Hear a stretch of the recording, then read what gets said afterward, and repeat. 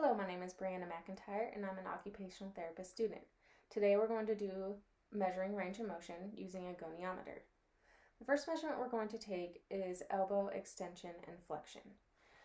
For this one we're going to use the larger goniometer, and when measuring range of motion you're always going to start with positioning.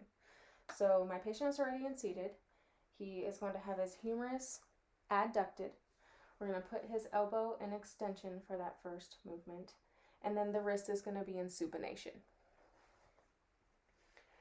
So it's going to be this movement here.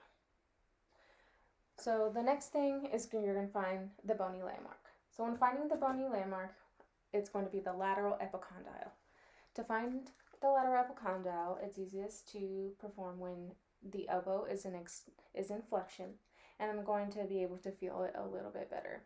So I can feel that bony landmark there, and then you can go back and straighten your arm. And then on that same level, I'm just going to move my finger over here so that way that I'm measuring in the right plane. So now that I find the bony landmark, I'm going to take my goniometer and I'm going to put the fulcrum right in the middle of the goniometer, right on the axis of rotation. The stabilizing arm is going to be parallel to the humerus, and the movable arm is going to be parallel to the forearm, or the radius. So that is when I'm going to take my first measurement. So I'll be here. And in typical elbow extension, it's 0 degrees. So the first measurement will be 0 degrees. I'm going to take the goniometer off and make sure to keep my eye and finger on the axis of rotation at all times. And I'm going to stabilize proximally. For this one, I'm going to ensure that there's no accessory movements up at the shoulder. So I'm going to make sure that I stabilize at the humerus area. I'm actually going to grab onto the triceps here to make sure. And then I'm going to have you go ahead and try to touch your shoulder with your hand. So you're going to move up. Perfect. So now that I'm finished stabilizing, I take my free hand, keeping my finger on the axis of rotation. Again, stabilizing arm, parallel to the humerus, fulcrum of the goniometer on axis of rotation. I can now take off my finger and then I perform the measurement. Perfect. And then I will get 135. So for elbow extension, it'll be 0, and elbow flexion, it'll be 135. 0 to 135. For the next one I'm going to do is supination and pronation. The patient's already in sitting, so I'm going to have him stay seated for this. So I'm going to have you just go ahead and face the computer for me. So in this one, the position is the same. We're going to do patient in sitting. Humerus is going to be adducted, and then we're going to put a pencil in his hand just to make it a little bit easier to measure. So I'm going to have you keep your arm tucked in here. Good. You're just going to hold the pen. So we have humerus adducted, elbow at 90 degrees, and forearm in mid position. Now that we have him in the correct position, I'm going to find the bony landmark. The bony landmark for supination pronation is going to be the third MCP, or metacarpal. So we're just going to find it. 1, 2, 3. This very distinct bony landmark is third.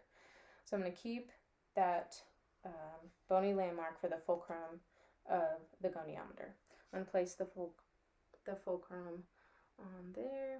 And for this one, the stabilizing arm is going to be parallel to the floor, and then the movable arm is going to be parallel as well. So I'm actually just going to keep it in front here, and he's going to be at 0 for his neutral position. So the starting position will be 0. I'm going to keep my finger on the axis of rotation and take the goniometer off.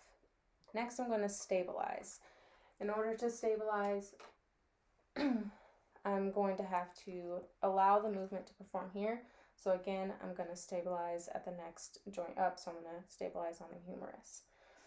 So what I'm going to have you do is just try to put your palm upwards, holding the pen as far as you can go. Perfect. So I can take my stabilization hand off. I can grab the goniometer once again. And this time the stabilizing arm will stay perpendicular to the floor. And I can have the movable arm parallel to the pen. So I'm just going to come down here so I can see a little bit better. I'm going to get nice and parallel. Good. You can go ahead and relax. So now that I took the second measurement, he is at 90. So supination will be 0 to 90. For pronation, we're going to do that exact same thing. He's already in position. We're going to have humerus adducted, elbow flexed, forearm in mid position.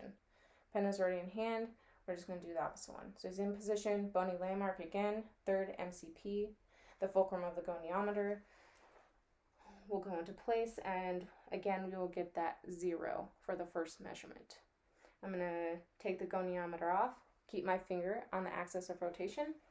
Other hand is going to stabilize, and this time you're going to put your palm facing down as much as you can. Good. So I'm going to take my stabilizing arm off. Again, stabilizing perpendicular to the floor. Movable arm, I'm going to do parallel to the pen.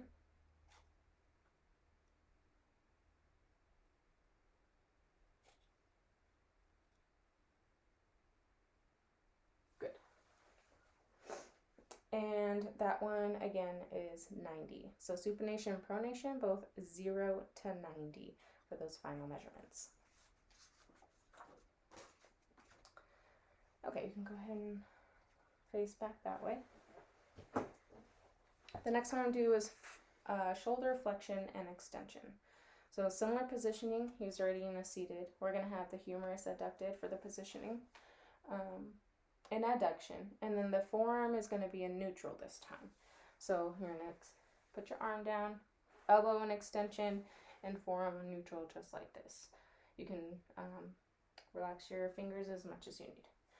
So the next thing you're going to do is find the bony landmark. The bony landmark is the humeral head. In order to find that, you're going to feel the superior border of the scapula with the clavicle at the same time, and you're going to reach the acromion process. Once you find the acromion process, you're going to go down about an inch to an inch and a half, and you're going to feel a kind of empty space.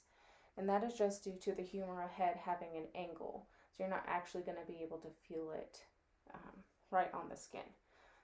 So I have the bony landmark here, which is the humeral head. And I'm going to place the goniometer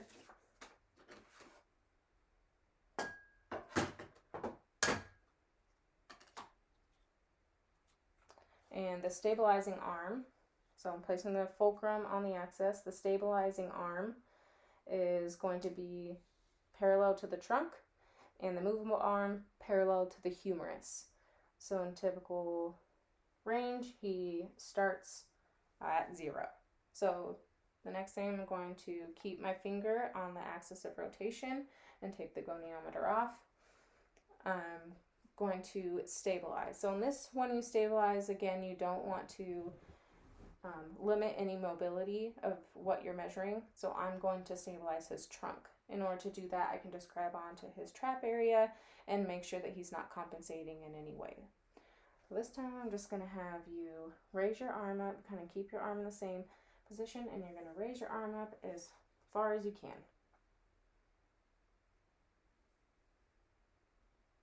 Good. So my finger is still on this axis of rotation. I'm going to grab my goniometer again, put the fulcrum onto the axis of rotation. Stabilizing arm is going to remain parallel to trunk, and then I'm going to move parallel to the humerus with a movable arm. Good, you can relax. So this one, he has about 160. When typical is 170, it's not out of range of normal. So with extension, he's already in the correct positioning. The bony landmark is going to be the same. So the superior border of the scapula, clavicle is going to bring about 1.5 inch down. I'm going to feel this empty space.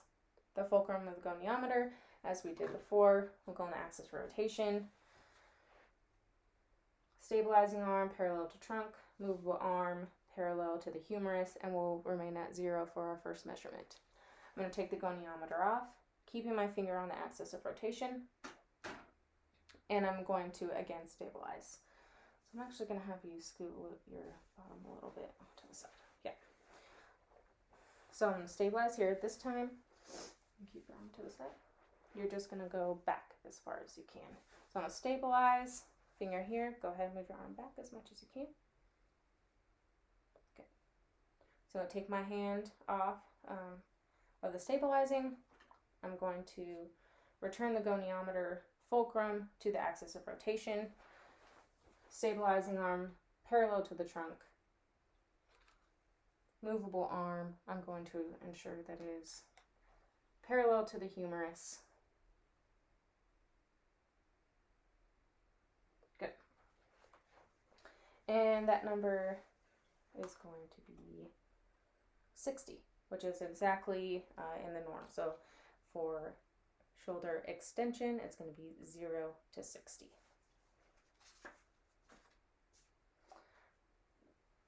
Okay, you can go ahead and face the, actually I'm going to have you face the wall, if that's okay.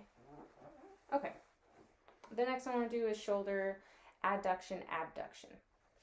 So this one's a little bit different, just in how we're going to measure. So again, I'm going to use the larger goniometer. The first one is positioning.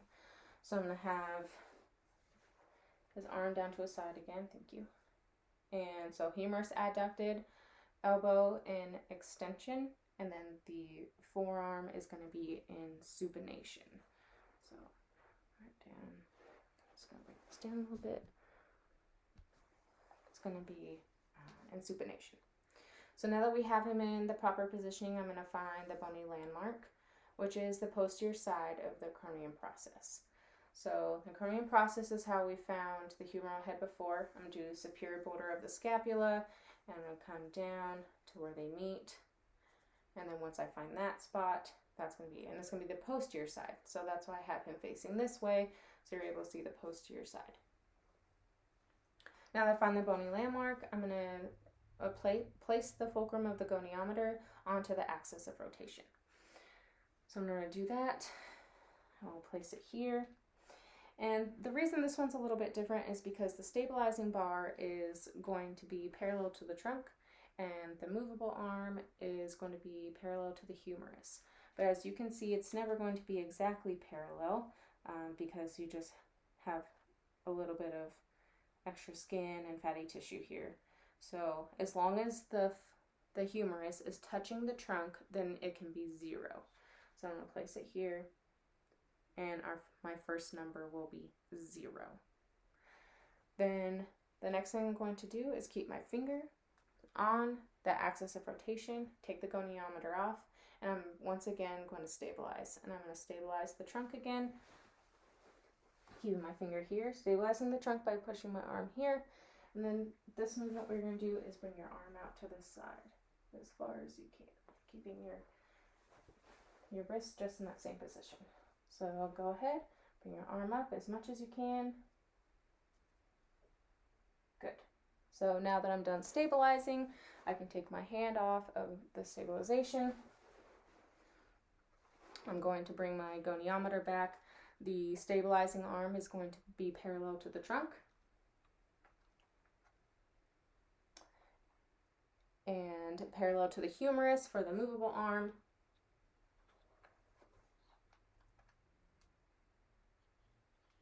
Good. You can relax. And he is at 160. So still in very good range. Normal is 170.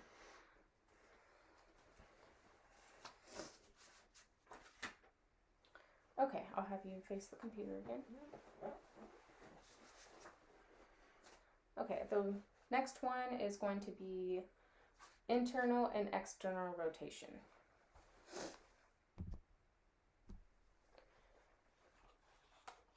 For this one, the first thing you do is positioning, as the others. So the humerus is going to be adducted. Actually, let's go ahead and stand up for 1 second. Okay, go ahead and sit back down. Okay, the humerus is going to be abducted. The elbow is going to be at 90 degrees, so go ahead and bend your elbow. And the forearm is going to be in neutral, just as he is now.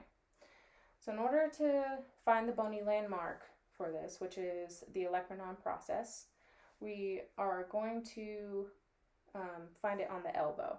So I'm just going to show you on the camera a little bit more. It's going to be this big bony mark right here.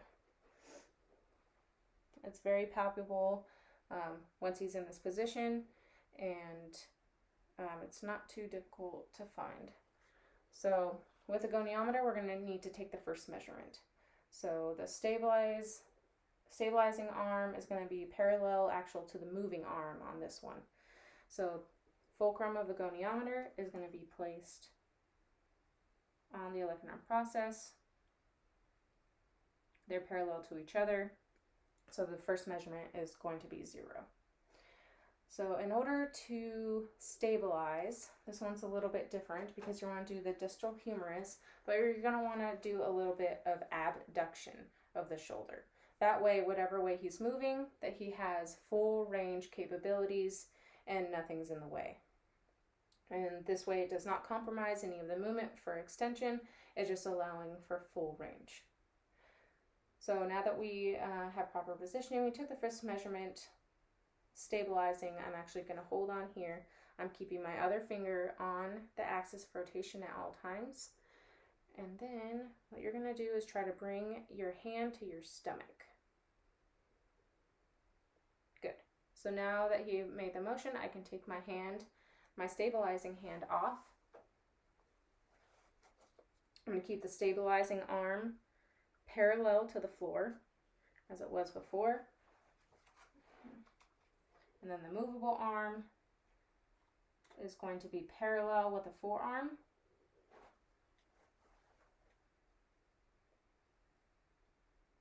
Good. So internal rotation, he has actually a little more than normal, so he has 70. So it would be 0 to 70 for internal rotation, and 0 to 60 is the norm. For external rotation, it's the same. We have the same positioning. He is in a seated position. His humerus is going to be adducted. The elbow is going to be flexed. Go ahead and just bend your elbow right here. Yep. And forearm is going to be in a neutral position. So again, we're going to find the olecranon process, the bony landmark. The goniometer is going to be parallel to each other. Fulcrum of the goniometer on the olecranon process. And our first measurement is going to be 0. So I'm going to keep my finger on this axis of rotation for the measurement. Again, I'm going to abduct the shoulder minimally. And this time you're just going to bring your hand outward towards me as far as you can. Good. So now that he's stabilized and no accessory muscles were used, I can take my hand off the stabilizing component and return the goniometer. Again, goniometer is going to be parallel to the floor on the stabilization arm, and the movable arm parallel to the forearm. Good. Normal range for external rotation is 0 to 80, and he has 75. So 0 to 75 will be external rotation.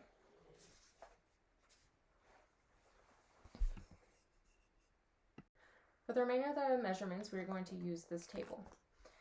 The first one we're going to measure is wrist flexion and extension. First step is positioning.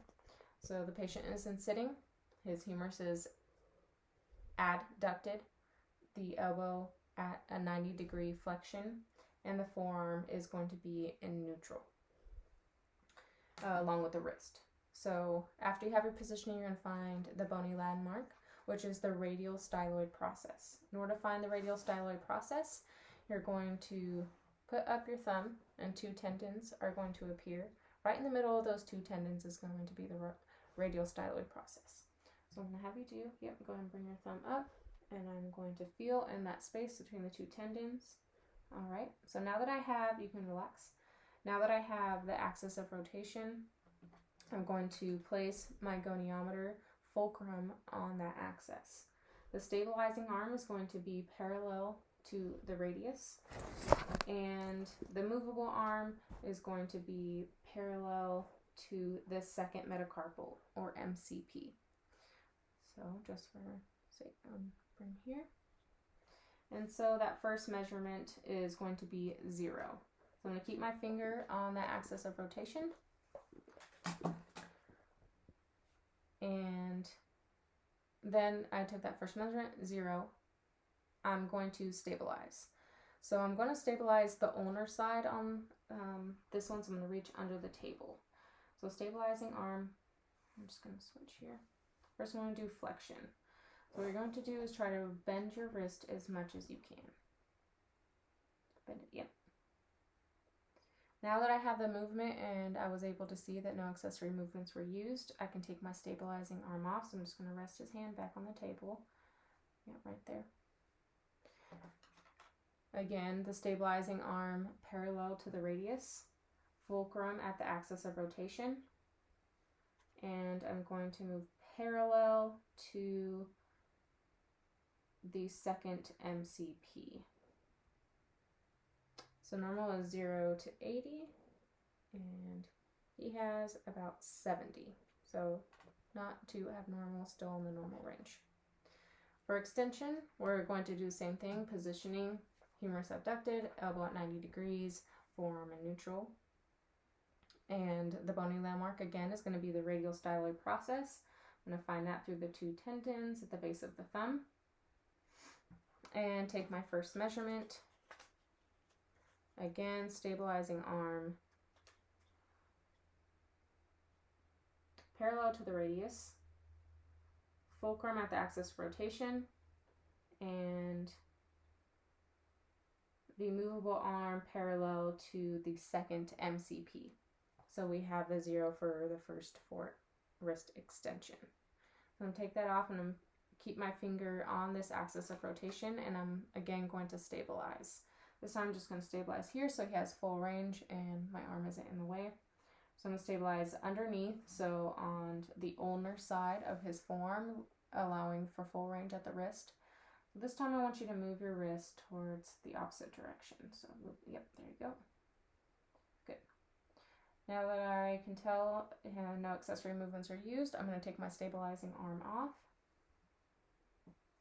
I'm going to reapply the goniometer, stabilizing arm parallel radius, fulcrum at the axis of rotation, and again, movable arm parallel to the second MCP.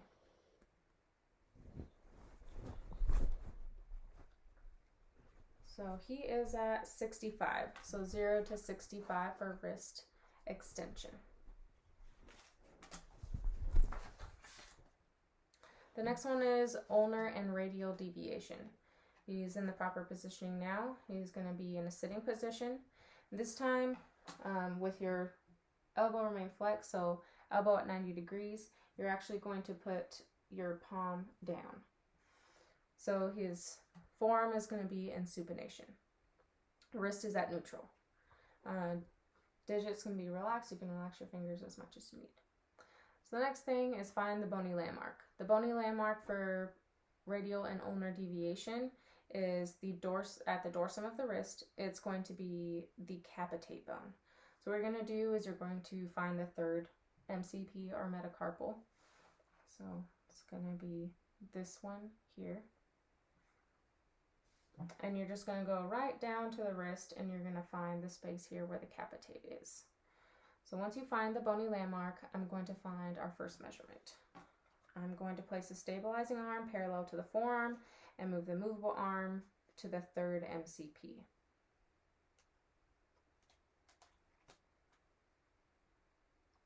Fulcrum of the goniometer at the axis of rotation. And we have our first measurement, which is 0.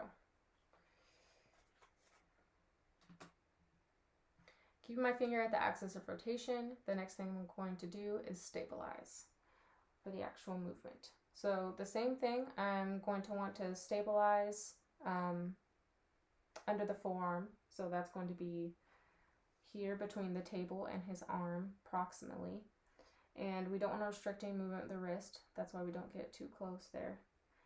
And this time, what I want you to do first is try to move your wrist to the side that way. Yes. Good. And keep your elbow in. Good. Okay. Now that I ensure that proper positioning was performed, I'm going to let my stabilizing hand go. You can just rest back on there, keeping the same. Stabilizing arm is going to be parallel to the forearm. The fulcrum at the axis of rotation, which we found was the capitate. And then parallel to the third MCP for the movable arm. And then we'll have exactly 30. So in normal range, radial deviation is actually 0 to 20. So he has very good radial deviation. Next one to do is ulnar deviation. Very similar positioning. The humerus is going to be adducted, elbow at 90 degrees, pronation for the forearm, and wrist in neutral. Same bony landmark. I'm going to come down from the third MCP and find that capitate bone right at the base of the wrist. And to get our first measurement, the stabilizing arm on the forearm, fulcrum at the axis of rotation, and movable arm is going to be at the third MCP, and we get 0. The next thing I'm going to do is stabilize. So again, I'm going to put my hand stabilizing here, allowing for full wrist movement. Underneath, in between the table and his hand. So I'm just going to here, allow for full movement. And this time I want you to go towards your pinky. So you're just going to move down, yep, that way. Good. Okay, now that I ensured proper positioning, I'm going to take my hand off the stabilizing hand. Stationary arm is going to go parallel to the forearm, axis of rotation for fulcrum, and third MCP for ulnar deviation. And he is exactly at 30. So, which is normal range, 0 to 30 is how I would measure his ulnar deviation. Now we're going to move on to the digits or fingers. A different type of goniometer is needed specifically for digits. It looks a little bit different because the movable arm is just measuring the MCP, PIP, and DIP joints. For this, we're just going to do the second digit for all of them. We're actually going to do the same position. So in sitting, your elbow is going to be flexed to 90. Forearm is going to remain in mid position. And let's just kind of have you scoot a little towards the camera if you can.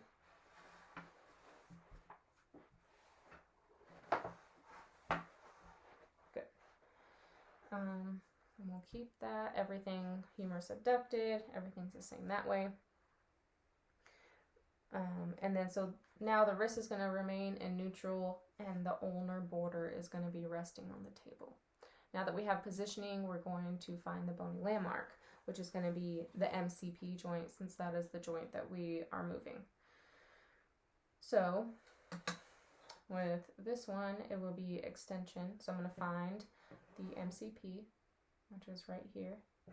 That is going to be our axis of rotation. I'm going to get the goniometer. Go ahead and put your finger straight. Replace the goniometer fulcrum with the axis of rotation.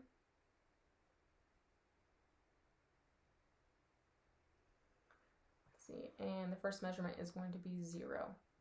So to measure flexion, I'm again going to stabilize proximately. So I'm actually going to stabilize the wrist in this situation, just to make sure that no accessory movements are being used. So keeping my hand on the axis of rotation and stabilizing, go ahead and bend your finger as much as you can. Yep, as much as you can. You can put your thumb wherever you need out of the way. Okay, so now I can remove my stabilizing hand. I'm going to reapply the goniometer, fulcrum at the axis of rotation.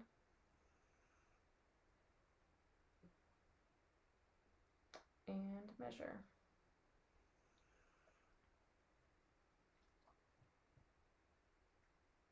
So MCP is 95. So he has a little bit more than in the normal range. MCP flexion is 0 to 90. I would document this as 0 to 95 for MCP flexion of a second digit left hand. Same positioning to measure the PIPs. The PIPs is going to be this joint right here. We're going to have the humerus abducted, 90 degrees elbow flexion, ulnar border resting on the table, and which is a mid position, and wrist in neutral. So the first one to do is ensure the positioning is correct. I'm going to find the bony landmark. So this time we're doing PIP. I'm going to find it. You can feel the bony landmark pretty easily and visualize it. I'm going to do the same thing of getting our first number. So I'm going to replace the axis of rotation with the fulcrum of the goniometer. And again, we're going to get 0.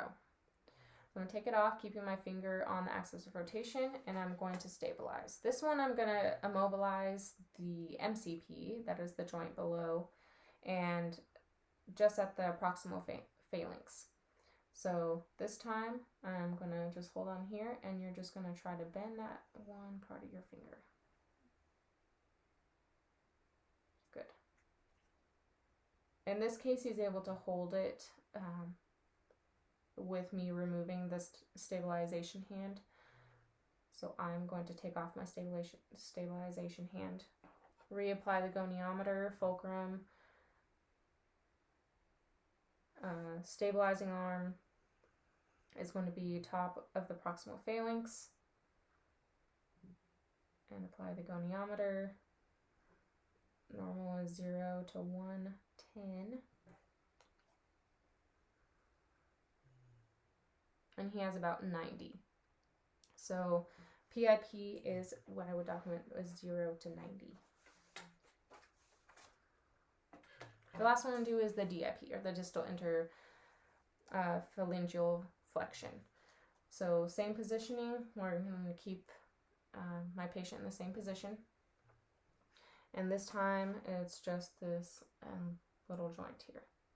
So we have proper positioning, neutral, mid position, ulnar border on the table, and I'm going to apply, once I find that bony landmark, which is the DIP, I'm going to apply the fulcrum of the goniometer onto the DIP. So here. So this one's a little bit tricky. We're again going to start at 0, but the DIP you have to stabilize throughout. So I'm still going to take off the goniometer and to ensure that my finger is staying on the axis of rotation at all times. I'm going to stabilize kind of in a 3-jaw chuck pinch pattern just to make sure that the DIP is the only joint moving in this action. So go ahead and try to just bend the tip of your finger. Good. This one I cannot remove my stabilizing hand. I'm going to have to keep my finger on there so that way the PIP doesn't go as well. So I can visualize the DIP very easily. I'm going to reapply the goniometer.